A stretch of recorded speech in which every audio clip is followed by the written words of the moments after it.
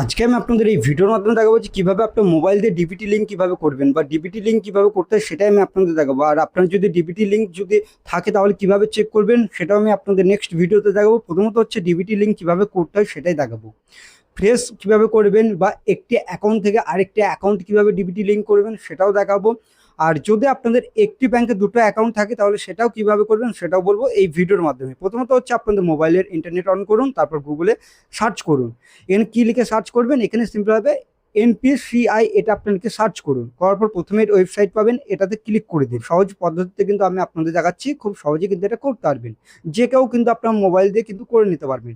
আর অবশ্যই আপনাদের আধার কার্ডের সাথে আপনার মোবাইল নম্বর লিঙ্ক থাকতে হবে, তখন আপনি এটা করতে পারবেন। নাহলে পরে আপনাদের এটা হবে না, সমস্যা হবে। এবার এখানে কি করবেন, সিম্পলভাবে উপরে দিকে 3 লাইনের অপশন, এই অপশানে ক্লিক করুন। ক্লিক করার পর এখানে কাস্টমার যে অপশন পেয়ে যাবেন, এই কাস্টমার অপশানে ক্লিক করুন। ক্লিক করার পর এখানে একটা অপশন পেয়ে যাবেন ভারত, এখানে আধার শিডিং, এখানে ইনাবেলার এই অপশানে ক্লিক করবেন। এবার যখনই ক্লিক করবেন তখন দেখতে পারবেন এরকম একটি ইন্টারফেস শো হবে, এরকম কিন্তু আপনাদের দেখাবে। এবার দেখবেন এরকম আরেকটি ইন্টারফেস আপনাদের সামনে শো হবে। এখানে কি করবেন, এখান থেকে দেখতে পারবেন আরও অপশন কিন্তু দেওয়া থাকবে। এখানে কি বলেছে, আধার শিডিং অ্যান্ড এখানে ডিসিডিং এর অপশন দেবে এবং আধার এখানে ম্যাপেড স্ট্যাটাস যেটা রয়েছে এটা আপনারা চেক করতে পারবেন। এবার যেহেতু আমি এখানে কি করব, আধার এখানে সেটিং অপশানে ক্লিক করছি, আপনারা ক্লিক করুন। এবার মেন বিষয় হচ্ছে আপনারা এখানে কিভাবে করবেন, এটা করতে হলে প্রথমত হচ্ছে এখানে কি বলছে, এন্টার ইওর আধার নাম্বার। এই আধার কার্ডে যে নাম্বারটি রয়েছে এটা আপনারা প্রথমে দিন। আর এখানে কি বলেছে, রিকোয়েস্ট ফর আধার, এখানে আপনাদের ডিসিডিং মানে যদি আপনাদের এখানে যেটা বলেছে আপনাদের ডিবিটি লিঙ্ক যদি কোনো ব্যাংকে থাকে সেটা যদি আপনারা বন্ধ করতে চান তাহলে এই ডিসিডিংয়ে ক্লিক করুন। আর যদি আপনারা করতে চান তাহলে অবশ্যই আপনারা এই সিডিং অপশানে ক্লিক করুন। ক্লিক করার পর এখানে আপনাদের কি বলেছে, সিলেক্ট ইওর ব্যাংক। এবার কোন ব্যাংকে আপনারা এই ডিবিটি লিঙ্কটি করবেন সেটা প্রথমত এখানে আপনাদের সিলেক্ট করতে হবে। যেহেতু আমি এখানে কি করবো, সিলেক্ট ব্যাংকে ক্লিক করছি। ক্লিক করার পর আপনার যে ব্যাংকটি রয়েছে সেটা সিলেক্ট করুন। এখানে ইন্ডিয়ান ব্যাংক হতে পারে, ব্যাংক অফ ইন্ডিয়া হতে পারে, ব্যাংক অফ বরোদা হতে পারে, বন্ধন ব্যাংক হতে পারে, অ্যাক্সিস ব্যাংক হতে পারে, বা আপনাদের হতে পারে State Bank of India, Canara bank হতে পারে, বা আপনাদের সেন্ট্রাল ব্যাংক অফ ইন্ডিয়া হতে পারে, বা আপনার হতে পারে গ্রামীণ ব্যাংক, যেগুলো রয়েছে এইচডিএফসি ব্যাংক, যেই ব্যাংক রয়েছে সেটা আপনারা করতে পারেন। যেহেতু আমার ইন্ডিয়ান ব্যাংক আমি এটা চুজ করে নিলাম। এবার এখানে আপনাদের কি বলেছে, সিডিং টাইপ।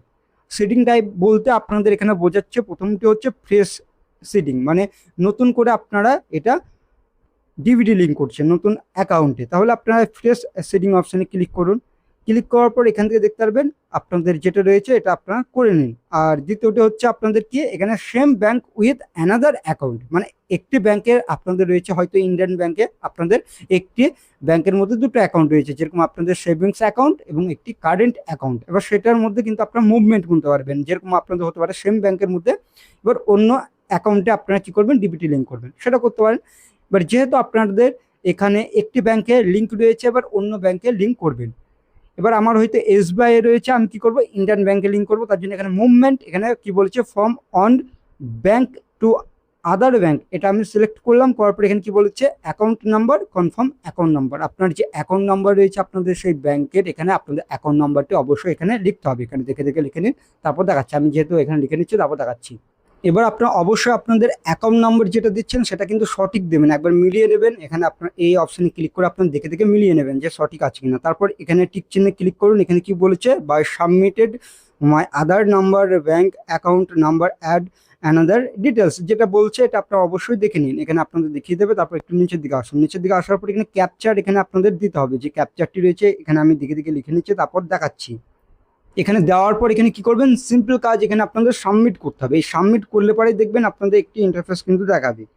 এবং আগে যেটা করতে হবে সেটা হচ্ছে এখানে আপনাদের আধার যে নাম্বার, ওই আধার নাম্বারটি দিতে হবে। যেহেতু আমি এখানে আধার নাম্বারটি দিতে ভুলে গিয়েছি, তার জন্য আমি প্রথমত আধার নাম্বারটি দিচ্ছি। এখানে আপনাদের যে আধার কার্ডের নাম্বারটি রয়েছে এটা অবশ্যই দিয়ে দেবেন, যেহেতু আমি দেখে দেখে লিখে নিচ্ছি, তারপর দেখাচ্ছি।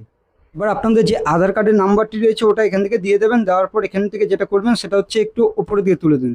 তোলার পরে এইগুলো তো করে নিয়েছেন, করার পর এখান থেকে দেখতে পারবেন আপনাদের যে সাবমিটের অপশন, ক্যাপচার দেওয়ার পর এখানে সিম্পলভাবে সাবমিটে ক্লিক করুন। তারপর এরকম ইন্টারফেস কিন্তু দেখতে পারবেন, একটু উপরে দিকে তুলুন। তোলার পর এখান থেকে দেখতে পারবেন এখানে এগ্রি অ্যান্ড কন্টিনিউ অপশানে ক্লিক করুন। যখন এটা করে দেবেন তারপর এখান থেকে দেখতে পারবেন আপনাদের যে আধার কার্ডের সাথে আপনাদের মোবাইল নাম্বার লিঙ্ক আছে ওটার মধ্যে কিন্তু একটি কোড যাবে। কোডটিকে অবশ্যই আপনাদের এখানে এন্টার করতে হবে। আমি কোডটিকে এন্টার করে দিচ্ছি, তারপর আমি আপনাদের এখানে দেখাচ্ছি।